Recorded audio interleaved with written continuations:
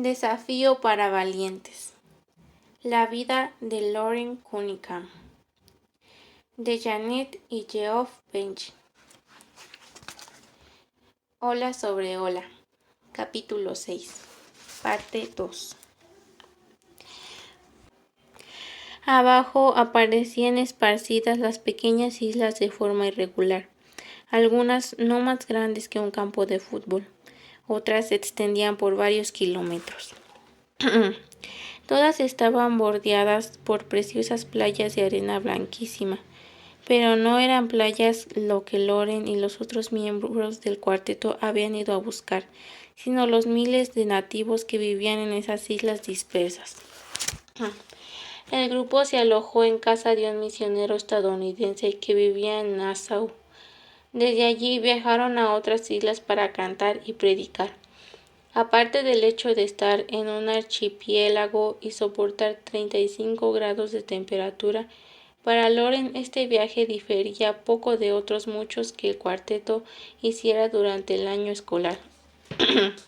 Es decir, hasta un miércoles por la tarde, 5 días después de su llegada, en que tuvo que prepararse para predicar ante 200 jóvenes.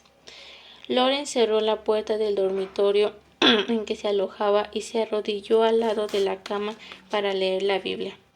Fue pasando páginas y rogó a Dios que le hablara en su pensamiento, una práctica que su madre le había enseñado desde cuando era un niño. Luego sucedió algo extraordinario. Sin aviso previo, un enorme mapa mundi apareció ante los ojos de su mente. Lauren parpadeó, pero el mapa seguía allí. Y además comenzó a moverse. Grandes olas bañaban los continentes del mundo, salpicaban las playas de América Central y del Sur y avanzaban hasta alcanzar Australia, Asia y Europa. Tan pronto como una ola se desvanecía, otra surgía detrás de ella. En breves instantes, el mapa entero estuvo cubierto de olas que bañaban todas las costas. De pronto, las olas se transformaron en caras de jóvenes que acudían a todos los rincones del mundo y recorrían cada nación. La imagen desapareció de forma súbita e inesperada, pero Lauren se quedó de rodillas, reflexionando en el hecho asombroso que acababa de vislumbrar. Y mientras pensaba, una pregunta rondó en su mente. ¿Qué significa todo esto? Entonces Lauren intuyó que aquella era seguramente una revelación que tenía que ver con su futuro. Tal vez Dios deseaba que oleadas de jóvenes, llenos de celo y de entusiasmo, fueran enviados a cada continente y a cada país hasta cubrir el mundo entero. Aunque el cuarteto pasó 5 días más en las Bahamas, a Lauren no le resultó fácil concentrarse en otra cosa que no fuera la imagen en movimiento que había visto en el dormitorio. Desde el día en que su padre viera a aquella niña pedir limosnas en Israel, la familia Cunningham se había comprometido en proyectos de misión. Muchos misioneros se hospedaban en su casa, predicaban los domingos y dirigían campañas de evangelización en la comunidad. Estos misioneros procedían de muchas partes del mundo, pero todos ellos tenían 2 cosas en común. Eran mayores y estaban profesionalmente calificados. Lauren sabía que la gente se extrañaría mucho si él les manifestaba que Dios deseaba enviar cientos, miles e incluso millones de jóvenes por todo el mundo para predicar el Evangelio. Determinó no contar a nadie lo que había visto hasta comprender cómo sería aquello. Una semana después, el cuarteto viajó hacia Miami para continuar su gira por la costa este. Lauren siguió meditando en aquella experiencia. El grupo se alojó en un hotel barato y se dispuso a salir a comer. Entonces Lauren se acordó de su tía Arnett. La última vez que oyó hablar de ella, se enteró de que vivía en Miami.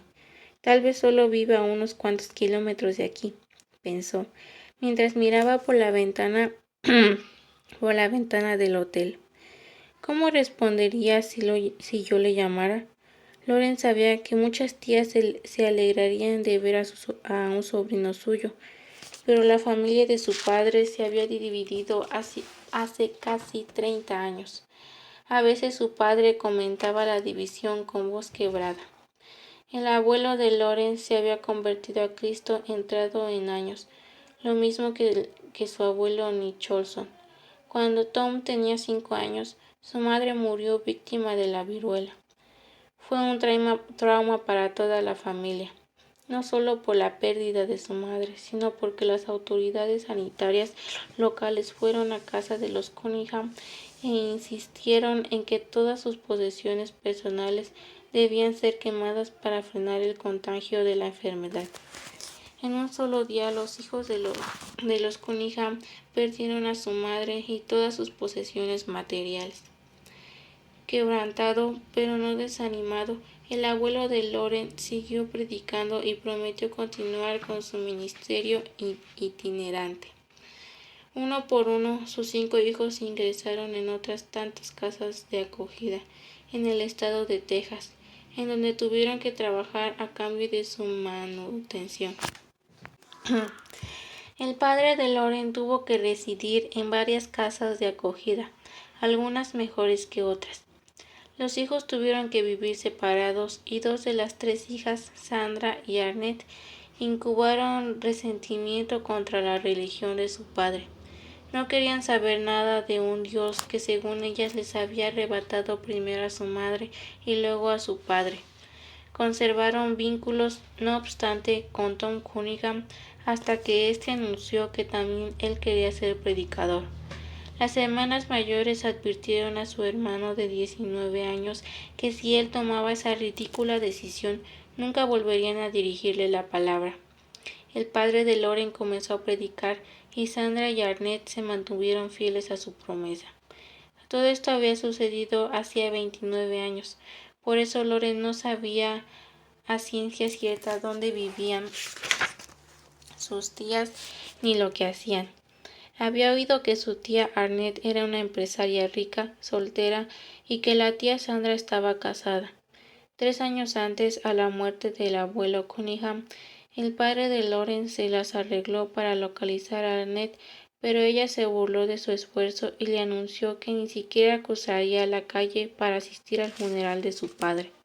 Sin embargo, ahora, sentado en la habitación de un motel, Loren abrió un cajón y extrajo la guía telefónica de la zona. Buscó en la columna Q hasta llegar a Cunningham. Cunningham Arnett. Allí estaba delante de él, en blanco y negro, la dirección y el teléfono de una tía que nunca había conocido. Loren sintió que el corazón le latía con fuerza y las manos le transpiraban. ¿Qué debía hacer? ¿Qué sentido tenía llamar a su tía y recibir insultos como le había ocurrido a su padre? Tal vez su tía sintiera una pizca de curiosidad por conocer a un sobrino que nunca había visto. Loren no lo sabía, pero estaba seguro de una cosa: si no llamaba, siempre arrastraría la duda de lo que hubiera podido suceder. Agarró el auricular y con dedos temblorosos marcó el número de Arnett Cunningham. Oyó el timbre del teléfono y esperó a que alguien contestara. Te pareces tanto a Tom. Capítulo 7. Hola, dijo una voz refinada de mujer que nunca había oído, pero que le sonaba vagamente familiar. Loren respiró profundamente. Hola, soy Loren Cunningham. Mi padre se llama Thomas Cecil Cunningham. Creo que soy su sobrino y pensé que tal vez podría conocerla. Loren dejó de hablar y esperó a que le dieran una respuesta. El otro extremo de la línea guardó silencio. Finalmente, tía Arnett replicó: No, no puedo. Estoy demasiado ocupada, y colgó el teléfono. Loren se quedó sentado un largo rato, mirando el estampado de la colcha. Al menos conocía la respuesta a una de sus preguntas. Era su tía, aunque no hubiera querido hablar con él. Al día siguiente admitió que se sentía bastante frustrado por culpa de la breve conversación telefónica. Resolvió una vez más intentar hablar con su tía. Esta vez pensó bien lo que iba a decirle. Tía Arnett volvió a responder y Loren se lanzó. Hola, soy otra vez su sobrino Loren. No quiero resultarle molesto, pero me marcho de Miami mañana y pensé que a lo mejor podría verla por unos minutos. Esta vez la tía Arnett pareció estar preparada para responderle y dijo con palabras recortadas. Lo siento, pero mis empleados me van a ofrecer una fiesta de cumpleaños esta tarde. No tengo tiempo para verte. A Loren no le sorprendió que colgara. En realidad, se sintió un poco más animado. Esta vez ella le había dicho 2 frases completas. Y ahora contaba con un poco más de información. Hoy era su cumpleaños. Loren salió a la calle a buscar una tienda de regalos. Compró un bonito pañuelo de lino con encaje y una tarjeta de cumpleaños.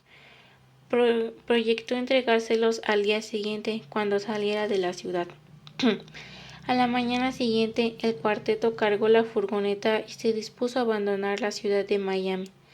Antes de enfilar hacia el norte, Loren preguntó a sus compañeros si podía llamar desde una cabina telefónica del Biscayne Boulevard. Marcó el número de su tía Arnett por última vez. Hola, soy Loren otra vez, dijo. Estamos saliendo de la ciudad y tengo un regalo de cumpleaños que quisiera entregarte. Solo dispongo de unos pocos minutos. No entraré en casa, solo quiero conocerte. Oyó un suspiro profundo del otro extremo de la línea. Bueno, supongo que sí, replicó su tía.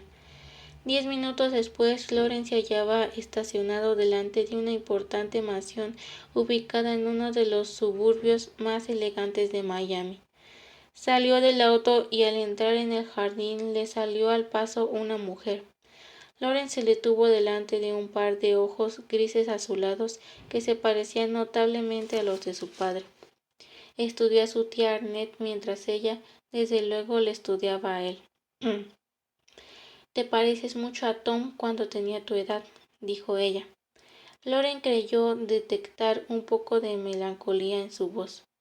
La misma sonrisa, la misma complexión fuerte, pero eres un poco más alto que él, ¿no es así?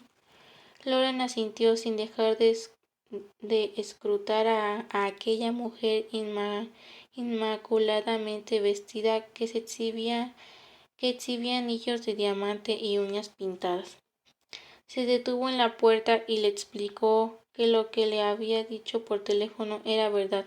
Solo disponía de algunos minutos, ya que sus compañeros le esperaban en una furgoneta a la vuelta de la esquina. Entonces su tía Arnett repuso: Tienes otra tía. Comparada con ella, yo soy indigente. Acabo de hablar con ella por teléfono y me dijo que le gustaría verte. ¿Vas a viajar muy al norte?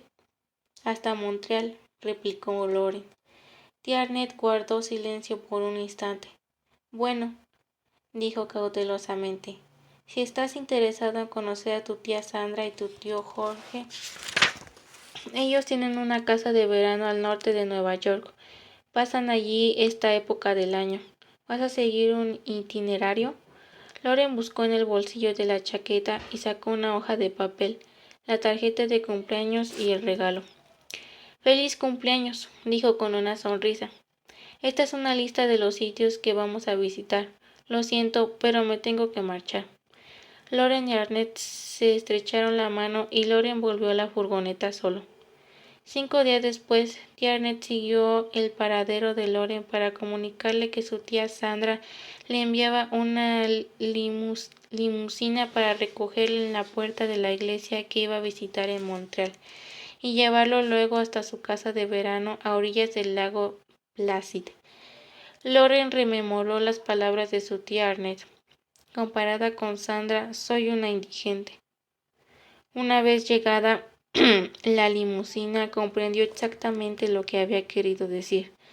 La tía Sandra se había casado hacía algunos años con Jorge Meehan, un magnate que hizo gran fortuna con fábricas de tejidos en el norte del país y después supo invertir para incrementar su fortuna. La primera impresión que tuvo Loren de su tía Sandra fue que se parecía muchísimo a su hermana Phyllis. También los mismos ojos grises y la alegre sonrisa. Tía Sandra parecía encontrarse más a gusto con Loren que su tía Arnett. Tal vez, pensó, porque había tenido más tiempo para adaptarse a la idea de recibir mi visita. La casa de verano en que vivía la tía Sandra en el lago Placid superaba con creces sus sueños más exóticos. Loren perdió la cuenta del número de habitaciones y baños cuando su tía le mostró la casa. Le contó que la revista Mejores Casas y Jardines había estado allí tomando fotografías y escribiendo un artículo, no ya de la mansión, sino del cobertizo. Daba la impresión de que la tía Sandra y el tío Jorge tenían todo lo que podían imaginar. A Loren no le gustaba preguntar, pero dedujo que a ellos les hubiera encantado tener hijos. La visita fue agradable, aunque a Loren lo cohibía la posibilidad de romper algo o de usar el tenedor equivocado. Todo era tan formal, tan exquisito, que no pudo evitar pensar en el vivo contraste con su humilde crianza. Era difícil imaginar que en su adolescencia esta honorable y sofisticada dama hubiera tenido que ganarse la vida realizando un duro trabajo físico. Loren admiraba la manera como había evolucionado las cosas. Cuando la visita concluyó, la tía Sandra invitó a su sobrina a volver a visitarla cuando quisiera. Es obvio que sobra espacio en la casa para uno más, dijo sonriendo. Loren tuvo que reconocerlo. El resto de la gira por la costa este del país pasó volando, y Loren regresó a la facultad para completar su último año. No obstante, había estado tan ocupado cantando y predicando todo aquel verano que no le fue posible ahorrar dinero para costearse sus estudios.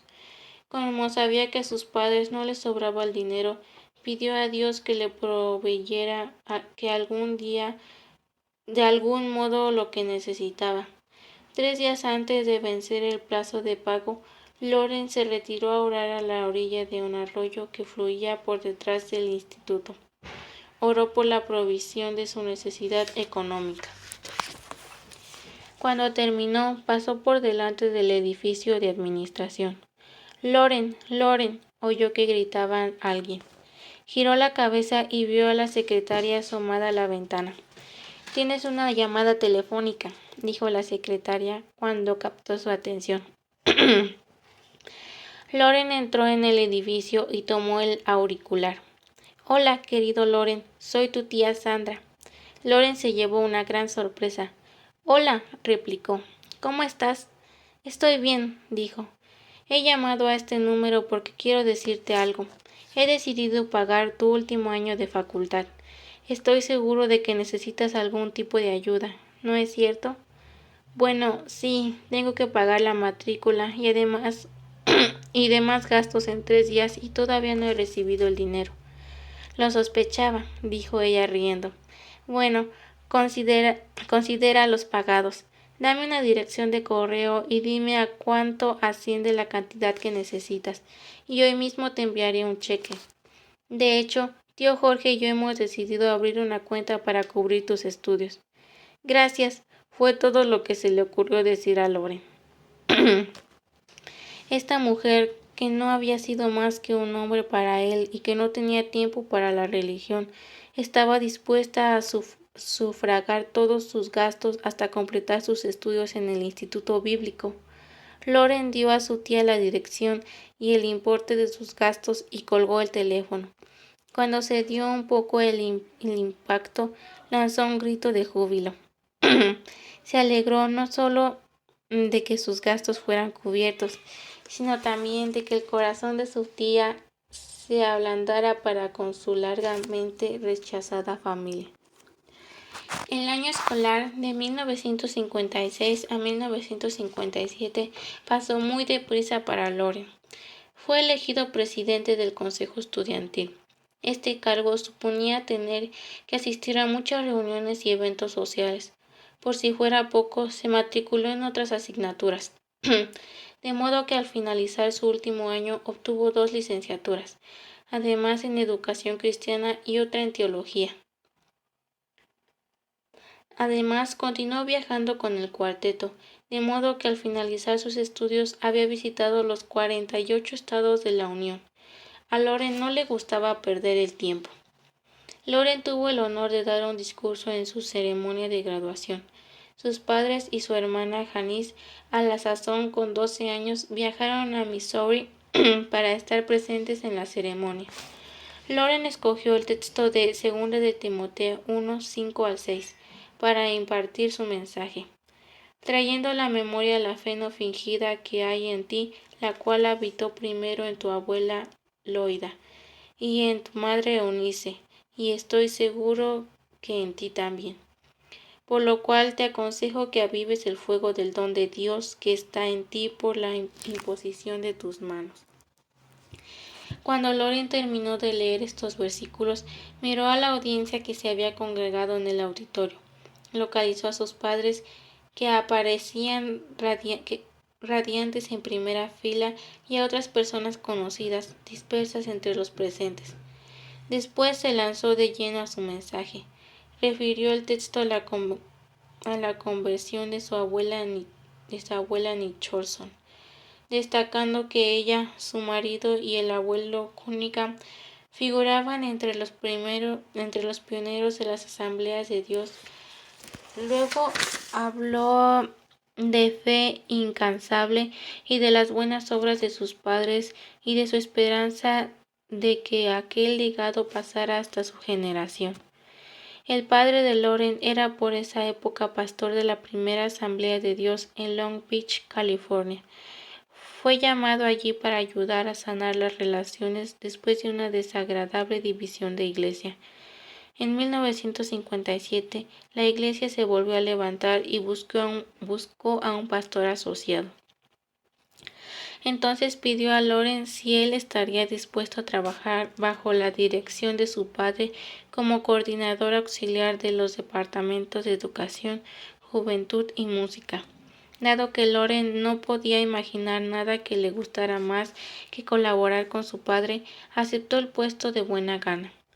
Empleó los fondos que su tía Sandra y su tío Jorge habían destinado a su educación para matricularse en la Universidad del Sur de California y así obtener otra licenciatura en educación. En la iglesia, Loren tuvo a su cargo los coros en que cantaban Janice y Phillips. Era una labor muy agradable. También se trasladó a vivir con sus padres. El pan de maíz que preparaba su madre nunca le supo mejor. Loren llevaba 6 meses trabajando para la iglesia y un domingo notó que su padre temblaba durante el sermón.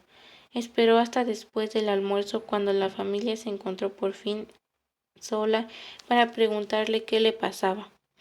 ¿Va todo bien, papá?, preguntó. Su padre sacudió la cabeza. Llevo 26 años en el ministerio y no dudo del Señor, pero me gustaría saber qué va a pasar, replicó. Vamos, dínoslo, Tom. ¿Qué te ha dicho el Señor?, preguntó la madre de Loren con la franqueza que le caracterizaba. Bueno, comenzó diciendo él con voz aturdida. Estaba disfrutando del coro y preparándome para presentar mi mensaje, cuando una voz queda y tenue me susurró en el corazón. En 2 semanas pronunciarás tu renuncia desde ese púlpito. Loren permaneció sentado y en silencio. Aunque creía cada palabra pronunciada por su padre, le resultó duro imaginar que en 2 semanas debía renunciar a una iglesia que todos ellos habían llegado a amar. Y efectivamente, una semana después, a comienzos de marzo, la Junta del Distrito de las Asambleas de Dios para el Sur de California se reunió en Los Ángeles. Al tercer día, Tom Cunningham llegó a casa con cara de asombro. Había sido nombrado superintendente auxiliar de las Asambleas de Dios en el sur de California. Explicó a Loren que su nuevo cargo implicaba la promoción de la misión mundial, cosa precisamente con la que más se identificaba. Al domingo siguiente, Loren oyó a su padre presentar la renuncia desde el púlpito. El pastor Cunningham anunció también que abandonaría la iglesia de Long Beach y se trasladaría más cerca de la sede de las Asambleas de Dios del sur de California. Loren sabía que su padre había tomado aquella decisión por motivos que no tenían que ver con la conveniencia personal. Tom Cunningham creía que cuando un pastor se despide de cierto lugar, debe trasladarse a otro y dar a la congregación la oportunidad de relacionarse con un nuevo ministerio. Cuando el nuevo pastor llegó, pidió a Loren que no se marchara, pero también éste sintió que había llegado el momento de que la iglesia se las arreglara sin los Cunningham. Loren, Janice y sus padres hallaron una casa ideal para vivir en la calle 61 Oeste. Una vez instalados en su nueva residencia, Loren reclamó la habitación que estaba encima del garaje para disfrutar de una mayor independencia. En el verano de 1958 aceptó el puesto de pastor auxiliar en la Asamblea Calvario de Inglewood para encargarse de la música, liderar a los jóvenes y dirigir la educación cristiana. Era una tarea intimidante, ya que Inglewood gozaba de una gran reputación musical en el país y Loren asumió la responsabilidad de mantener tan alto nivel. Con todo, le encantaba el trabajo de desarrollar en esta iglesia y pronto contó con varios coros que se alternaban para cantar los domingos por la mañana. En aquel mes de agosto tuvo lugar un feliz acontecimiento familiar. Su hermana Phyllis se casó con Len Griswold, piloto de la Fuerza Aérea con base en San Diego. Los dos parecían hechos el uno para el otro. Después de la boda, Loren se preguntó cuándo sería la suya. No tenía avisos de celebrarse pronto. En el instituto bíblico había salido con varias chicas, pero ninguna le pareció la indicada. No estaba seguro de los rasgos que debía incluir esa palabra. Sí sabía que la joven que llevara a casa tendría que tener un fino sentido del humor para congeniar con las buenas intenciones de su madre, a veces revestidas de palabras francas y directas. Tendría que reunir también otra cualidad, flexibilidad. Aunque Loren estaba contento con ser pastor auxiliar, presentía insistentemente que Dios estaba a punto de tomar su vida y revolucionarla. Si este fuera el caso, necesitaría una esposa que pudiera soportar múltiples cambios. Cuanto más pensó Loren en su futuro, más se convenció de que tenía algo que ver con las olas de jóvenes que había visto avanzar por el mundo el día que se encerró para orar en su alcoba en las Bahamas. Por supuesto, no tenía la menor idea de cómo llegaría todo aquello a hacerse realidad.